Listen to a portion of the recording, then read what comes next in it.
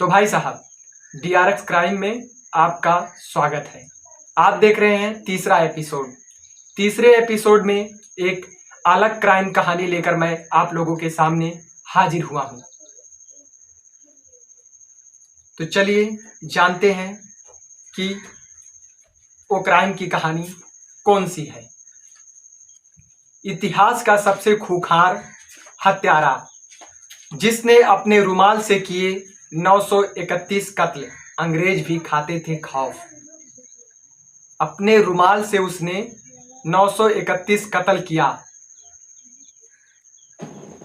उससे अंग्रेज भी खौफ खाते थे।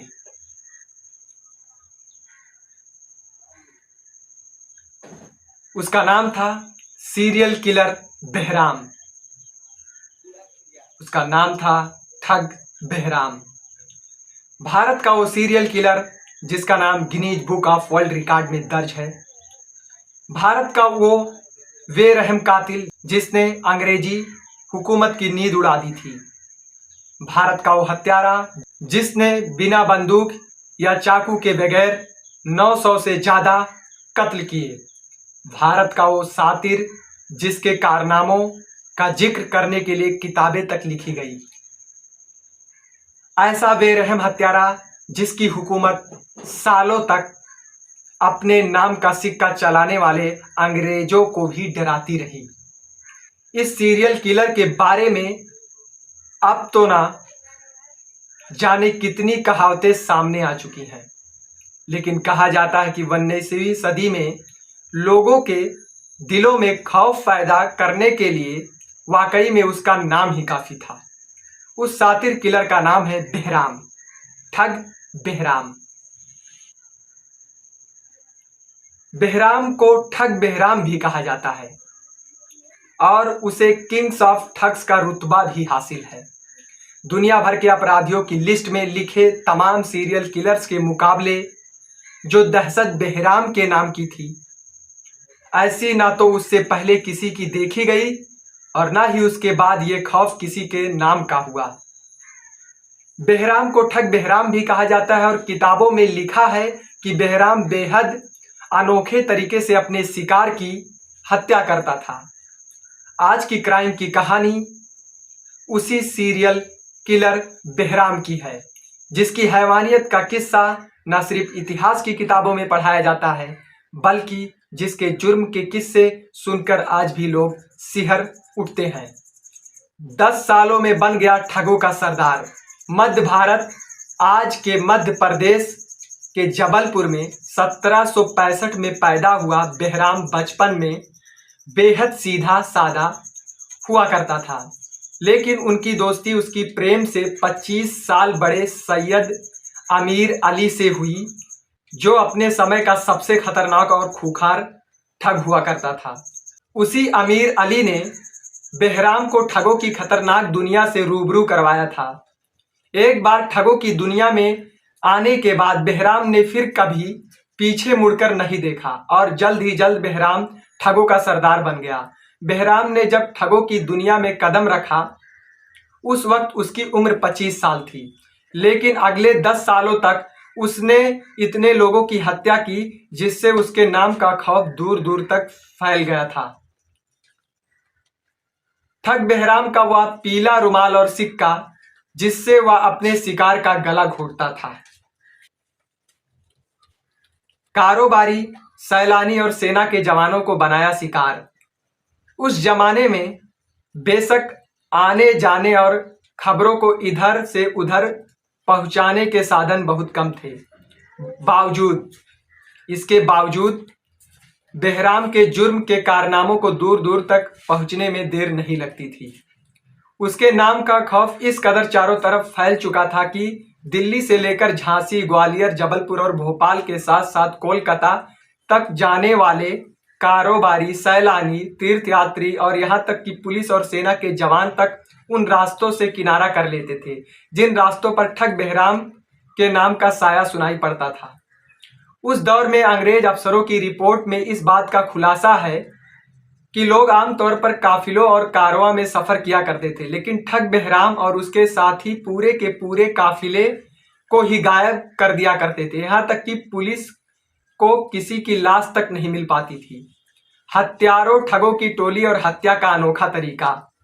कहते थे कि बेहराम ने करीब 200 ठगों का ग्रुप बनाया था जो पूरे मध्य भारत में फैले हुए थे, और कहा तो यहां तक जाता है कि जो एक बार ठगों के इस गुट के चंगुल में फंसता था और जान को बचाना मुश्किल ही नहीं नामुमकिन हो जाता था।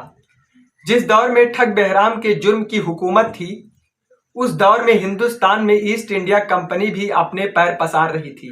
ईस्ट इंडिया कंपनी के एक अंग्रेज अफसर ने अपनी रिपोर्ट में लिखा है कि बेहराम ने अपनी पूरी जिंदगी में 931 लोगों की हत्या की। हत्या करने का उसका अनोखा तरीका बेहद चौंकाने वाला है। उसके पास एक पीला रुमाल हुआ करता था और एक सिक्का। उसी सिक्के को रुमाल में डालकर वो अपने शिकार का गला घोट दिया। इधर ठग बेहराम और उसके गिरोह का आतंक बढ़ता ही जा रहा था। उधर इंग्लैंड में अंग्रेजी हुकूमत के साथ ईस्ट इंडिया कंपनी के अफसरों में घबराहट बढ़ने लगी। एक अंग्रेज अफसर की रिपोर्ट के मुताबिक साल 1822 से पहले ठग बेहराम का पता लगाने के लिए जितने भी अंग्रेज अफसर भेजे गए, उन सभी की हत्या बेहराम ने कर दी थी।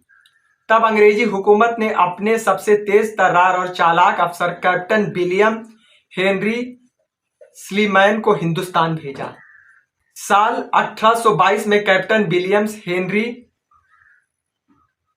स्लीमैन को मध्य भारत के नरसिंहपुर जिले का मजिस्ट्रेट बनाया गया था। ठगों के गिरोह के बारे में पता लगाने के लिए स्लीमैन शहर और जंगल भटकते रहे, लेकिन उन्हें कोई कामयाबी नहीं मिल पा रही थी। तभी ईस्ट इंडिया कंपनी ने लॉर्ड विलियम्स बैंटिक भारत का गवर्नर जनरल बनाकर तैनात किया। तभी ईस्ट इंडिया कंपनी ने लॉर्ड विलियम्स बैंटिक को भारत का गवर्नर जनरल बनाकर तैनात किया। लॉर्ड बैंटिक का इरादा साफ था कि हिंदुस्तान में अंग्रेजों का परचम चारों तरफ फहराना, लेकिन उनके सामने ठग बेहराम नाम की सबसे बड़ी रुकावट आकर खड़ी हो गई थी, जिससे अंग्रेज के अफसर भी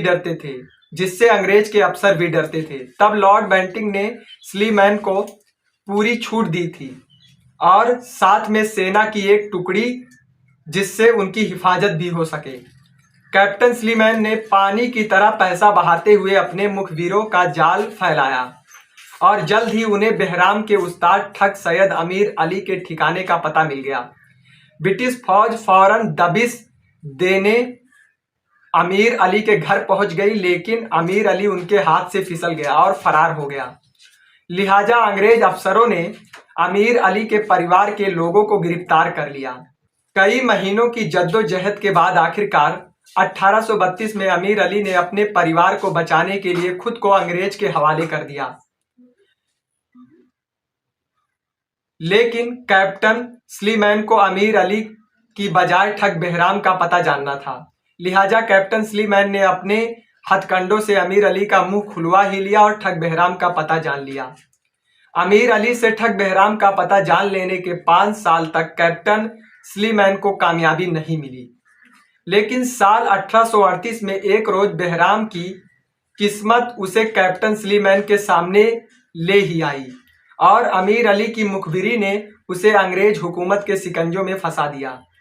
अंग्रेज अफसर की डायरी में लिखी बात के मुताबिक जिस वक्त अंग्रेजी फौज ने बेहराम को पकड़ा था, उस वक्त उसकी उम्र 75 साल से ज्यादा थी। अगले 2 साल तक अंग्रेजों की अदालत में ठग बेहराम के खिलाफ मुकदमा चलता रहा और 1840 में बेहराम को जबलपुर के पास कटनी में बाद में एक पेड़ में खुलेआम फांसी पर लटका दिया गया था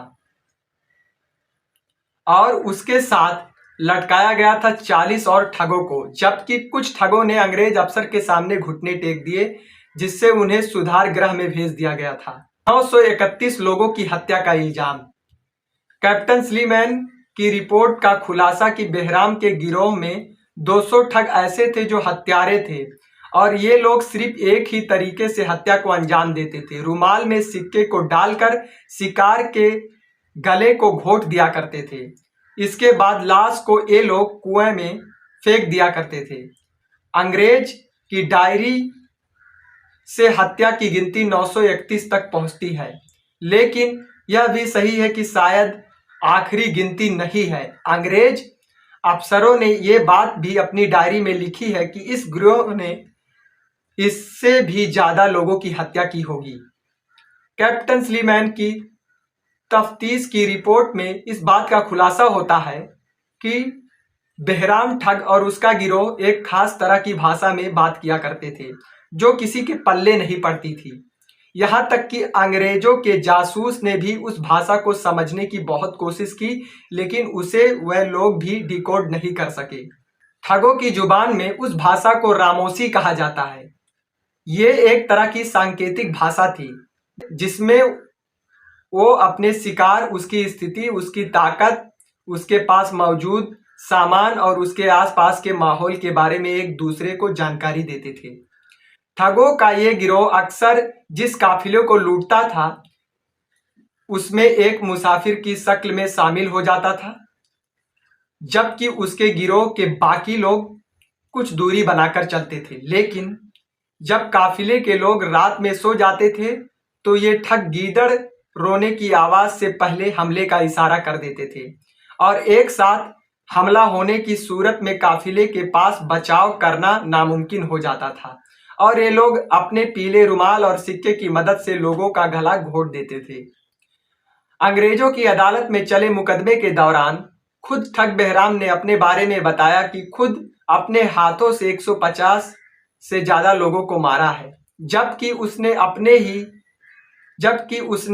ही अपने गिरोह के तमाम लोगों को मारने का तरीका सिखाया जिसमें हथियार की जरूरत नहीं पड़ती थी। 1790 से लेकर 1838 के बीच पकड़े जाने से पहले ठग बेहराम ने कुल 931 लोगों को मौत के घाट उतारा। तो ये कहानी थी ठग बेहराम की। अगर ये कहानी अच्छी लगी हो तो इस वीडियो को शेयर जरूर करना। मिलते हैं किसी नई क्राइम की कहानी के साथ अगले एपिसोड में।